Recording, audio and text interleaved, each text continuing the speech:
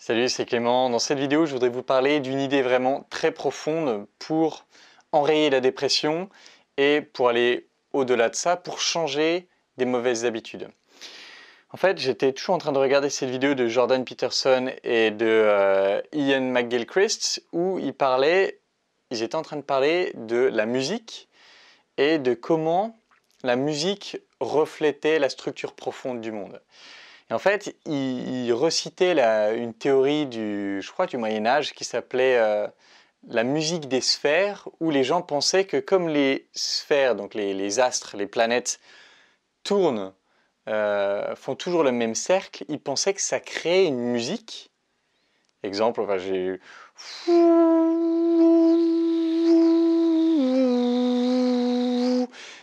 voyez, le mélange des astres crée une musique qui était la musique de l'univers.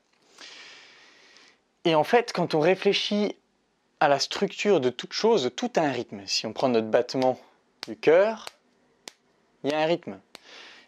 Si on prend, ça me fait penser tout ça à une musique de Paul Kalkbrenner, je ne sais plus laquelle c'est, mais il enregistrait les sons du métro et il en a fait une musique. Donc on avait le bruit des portes qui se ferment, le bruit de la sonnerie justement qui a l'air de la fermeture des portes, etc. Et vous entendez souvent le tram passer dans mes vidéos parce que j'habite à côté de la ligne de tram. Et je me dis, si je pouvais isoler les sons du tram et n'enregistrer que les sons du tram et l'accélérer, ce serait aussi une musique parce qu'il y a un rythme. Ce serait... Ce ne sera pas forcément une musique agréable, mais ce sera forcément une musique. Et c'est là que ça devient intéressant.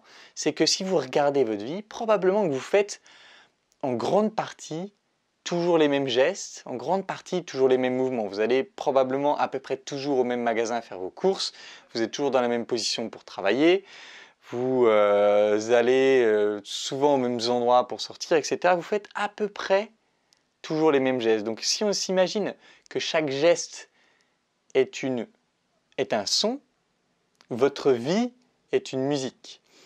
Et maintenant, ça lie à une étude qui avait été faite sur les pensées et il montrait que 99% de nos pensées étaient les mêmes chaque jour. Il y avait seulement 1% de pensées nouvelles, 99% des pensées qu'on avait chaque jour étaient toujours les mêmes. Donc imaginez que chaque pensée est un son, la musique de vos pensées est à peu près tous les jours la même. Maintenant imaginez que ces pensées soient des pensées tristes, des pensées sombres. Qu'est-ce que ça veut dire ?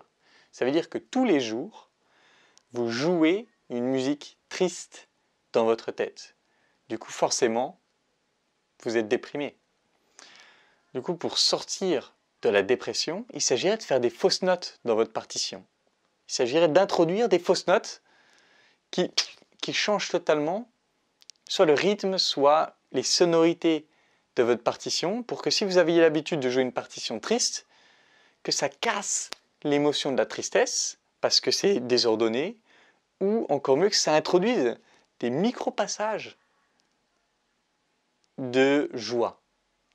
Et l'idée, ce serait petit à petit de faire de plus en plus de fausses notes pour totalement déstabiliser la musique triste et ensuite remodeler tout ça pour en faire une musique joyeuse que vous répétez tous les jours. C'est la théorie, évidemment en pratique c'est beaucoup plus compliqué, c'est pour ça que je me suis donné 5 ans pour faire ce programme sur la dépression. Mais au final, c'est encore une fois des choses qui se sont produites dans ma vie. Je ferai une autre vidéo là-dessus, sur cet aspect-là de la dépression. Mais en gros, j'avais la musique toujours la même de « La vie c'est de la merde et je serai jamais heureux ». Et j'ai introduit des petites touches de plaisir dedans, en escaladant un échafaudage de 30 mètres à Malte.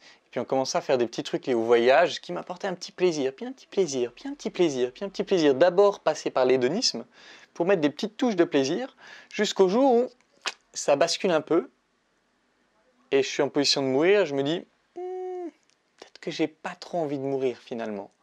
Et là, ça enclenche quelque chose. Et là, ça enclenche un processus conscient où je me dis, encore une fois, John Milton, l'esprit est sa propre demeure et peut faire un enfer du paradis, un paradis de l'enfer. Je me dis, bon, plutôt que de vivre en enfer, comment est-ce que je peux mettre plein de petites touches de positivité dans ma vie pour que ce soit plus un paradis qu'un enfer? Et ce qui est hyper intéressant, c'est que c'est pas juste une théorie comme ça, c'est une théorie qui est directement issue des principes fondamentaux du fonctionnement de l'univers. Donc c'est un truc de ouf. Je suis hyper excité à l'idée de faire cette vidéo. Je trouve Brain Explodes. Voilà, je trouve ça trop cool et du coup j'avais envie de vous en faire une vidéo. Et je vous ferai aussi très rapidement une vidéo sur l'extension de cette idée de dépression et de comment, au final, changer les blocs qui vont causer la récurrence de cette dépression. Voilà, c'est tout pour cette vidéo. Si elle vous a plu, partagez-la. Et en attendant la prochaine vidéo, je vous embrasse et je vous dis à bientôt. Ciao.